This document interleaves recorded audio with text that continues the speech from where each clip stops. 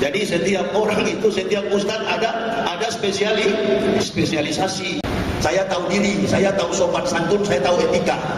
Tidak berani saya mengajari umat Islam. Bukan ilmu, bukan juga penjelasan akan memberikan. Tapi ketika ada orang bermain-main meremehkan hidayah itu, insya Allah pedang kecerdasan dan kemampuan yang kumiliki keluar semua itu.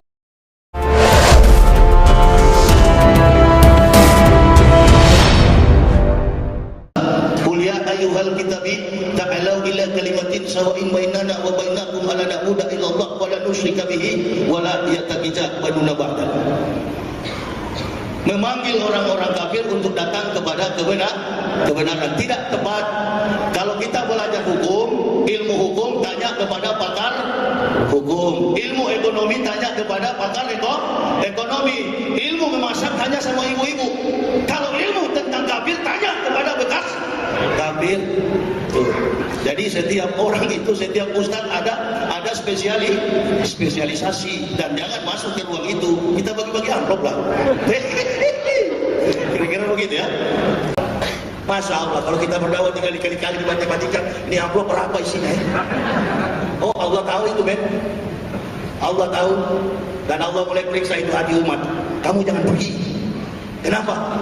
Allah ketuk pintu hatinya. Karena tuh ustadz itu dia cuma cari amplop.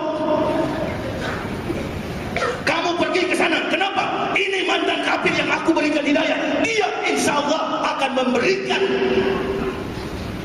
Bukan ilmu, bukan juga penjelasan, akan memberikan motivasi. Saya tahu diri, saya tahu sopan santun, saya tahu etika.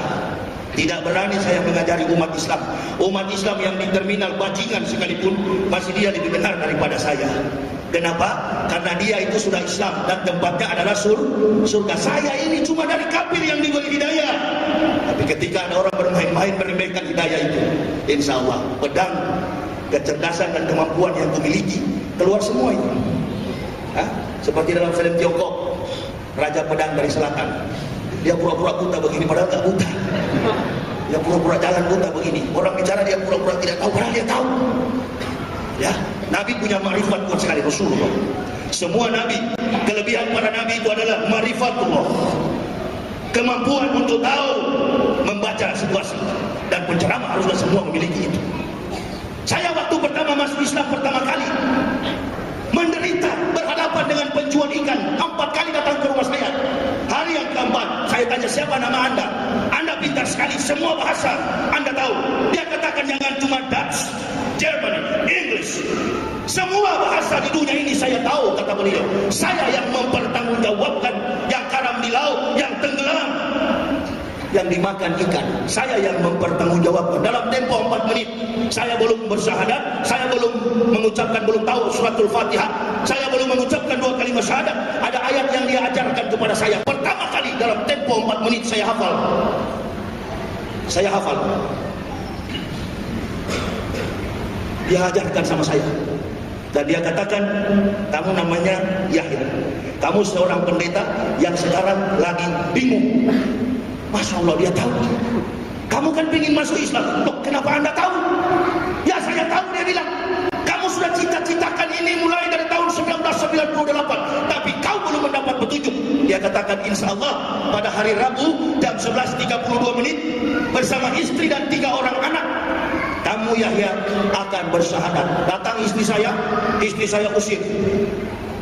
Keluar kamu. Kamu jangan pengaruhi suami saya. Suami saya itu sudah gila dia. Jadi yang mengatakan saya gila pertama kali itu adalah istri saya.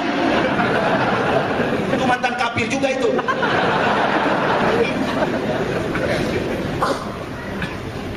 Istri saya masih pendeta, saya beli sajadah, saya taruh di kamar. Ketika mendengar azan, Allahu Akbar, Allahu Akbar, saya bentangkan sajadah. Pokoknya nggak tahu di mana kiblatnya, saya bentangkan pokoknya.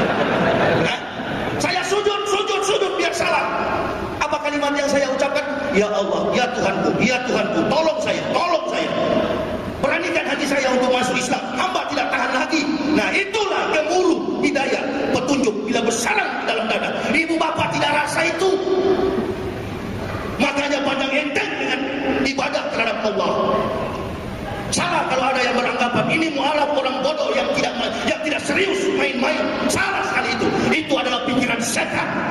masuk dalam jiwa kita.